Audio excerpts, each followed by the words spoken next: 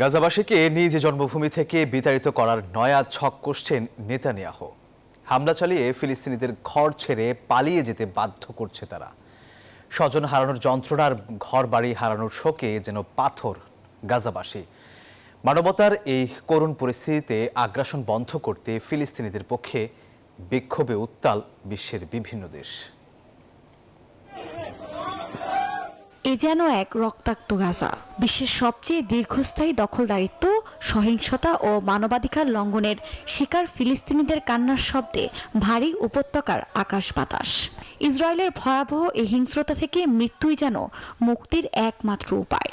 নিজ জন্মভূমি থেকে ফিলিস্তিনিদের সরাতে নেতানিয়াহু যে ধ্বংসযজ্ঞ চালাচ্ছে তা পৃথিবীর বুকে বিরল ও নিন্দনীয়।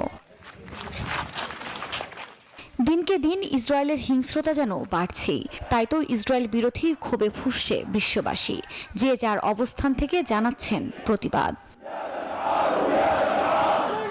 সোমবার জর্ডানের রাজধানী আম্মানে ফিলিস্তিনিদের সমর্থনে মার্কিন দূতাবাসের আশপাশের এলাকায় জড়ো হয়ে যুক্তরাষ্ট্র ও ইসরায়েলের বিরুদ্ধে স্লোগান দিয়েছে বিক্ষোভকারীরা। তাদের হাতে ছিল ফিলিস্তিনের পতাকা। লিবিয়ার মিশরাতে ফিলিস্তিনের পতাকা হাতে মিছিল করেছে বিক্ষোভকারীরা। এ সময় ইসরায়েলি হামলার বিরুদ্ধে স্লোগান দেয় হাজারো মানুষ।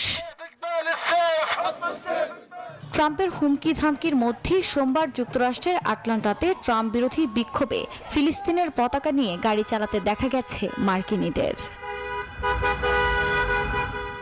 এরই মধ্যে গাজায় যুদ্ধবিরতির আহ্বান জানিয়েছে ফরাসি প্রেসিডেন্ট ইমানুয়েল ম্যাক্রো। মিশর সফরে দেশটির প্রেসিডেন্টের সঙ্গে গাজা পরিস্থিতি নিয়ে বৈঠকের এক পর্যায়ে এই আহ্বান জানান তিনি। আফরিন মৌ, নিউজ 24।